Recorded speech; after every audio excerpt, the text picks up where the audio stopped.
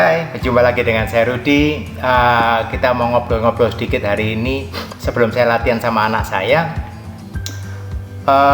Kadang-kadang saya ketemu sama teman, kadang-kadang ada yang tanya sama saya, "Ko Rudi, melatih anak untuk Brazilian Jiu-Jitsu itu sulit atau enggak sih?"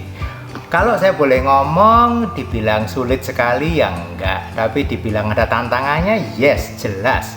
Apalagi saat ini kelas Brazilian Jiu-Jitsu yang untuk anak-anak yang kelas umumnya belum buka. Saya di rumah beberapa bulan ini saya cuma berlatih dengan anak saya otomatis. Dan anak saya pun juga nggak ada temennya karena nggak ada kelas anak-anak kan. Jadi saya berlatih cuma saya dengan anak saya. Apakah ada persoalan? Apakah sulit? Apakah gimana? Cukup menantang. Tantangannya salah satunya begini. Kita sebagai orang tua, kita kepingin, saya sebagai orang tua yang saya berlatih Brazilian Jiu-Jitsu, saya kadang-kadang kepingin anak saya juga bisa menguasai apa yang saya kuasai. Saya punya harapan. Nah, harapan ini kadang-kadang yang mengacaukan. Kadang-kadang kita kepinginnya anak saya itu rajin berlatih seperti kita, kadang kita kepingin anak kita ini jago seperti kita mungkin, tapi belum tentu apa yang kita harapkan itu sesuai dengan apa yang menjadi keinginan anak. Belum tentu anak kita punya kesukaan yang levelnya sama dengan kita. Mungkin anak kita cukup suka dengan Brazilian Jiu-Jitsu, dia mau latihan, mau, tapi apakah levelnya dia suka itu sama dengan kita? Belum tentu. Nah, ini yang kadang-kadang yang kalau saya mengamati, kadang-kadang orang bilang di film-film silat dan sebagainya, orang tua itu sulit untuk mengajarkan anaknya jadi jago. Kadang-kadang kenapa anak itu jadinya jago malah ikut dengan gurunya orang lain, bukan orang tuanya justru. Nah, beberapa yang saya pelajari saat ini adalah kadang-kadang kalau orang tua ini juga melatih, orang tua ini juga bela diri, kadang-kadang yang persoalan pertama adalah kita ini punya ekspektasi yang terlalu tinggi. Mungkin kita punya harapannya anak kita jago, anak kita hobinya selevel dengan kita sukanya, padahal anak kita mungkin level sukanya nggak setinggi level sukanya kita, atau mungkin kemampuan anak kita motoriknya atau penangkapannya mungkin nggak sebagus kita barangkali, atau hal-hal yang lainnya. Jadi intinya kita tidak sama dengan anak kita. Terus gimana? Ambil jalan tengahnya yang saya lakukan. Kalau anak saya mau, ya saya ajak berlatih, atau saya buatkan jadwal yang minimal dulu untuk anak saya. Kadang-kadang dia seminggu sekali mau, kadang-kadang dia ngajak sendiri, terkadang mau seminggu 2 kali barangkali, ya it's okay.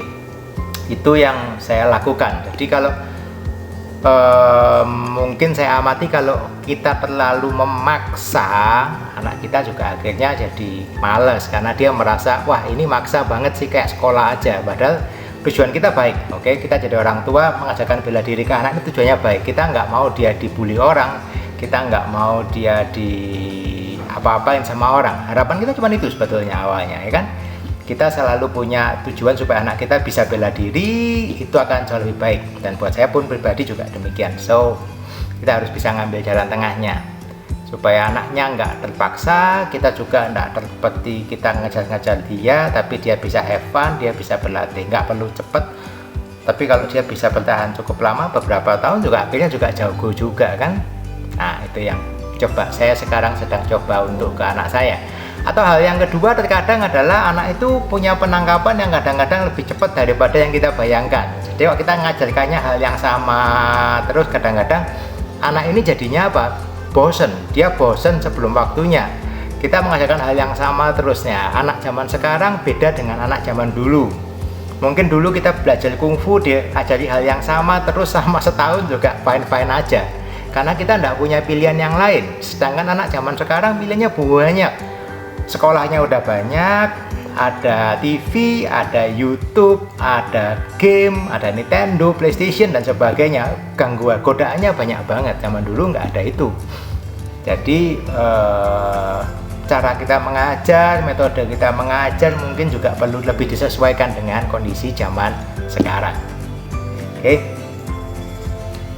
Dan satu lagi mungkin yang tips yang bisa saya bagikan adalah keep it short. Kita nggak perlu 1 jam atau sampai berjam-jam, no.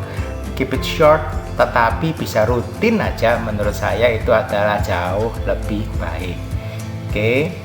So, kalau Anda yang sebagai orang tua Anda punya anak yang berlatih jujitsu atau berlatih bela diri yang lain, atau Anda guru bela diri, whatever, tujuan kita sama, tujuan kita baik adalah bagaimana anak kita bisa berkembang, dia punya skill bela diri, dia punya skill yang penting sekali sebetulnya menurut saya, dan semoga kita bisa membuat dia tertarik dan pada akhirnya itu bisa berguna buat kehidupannya sendiri dan untuk orang lain. Oke? See you on the mat guys. Awas.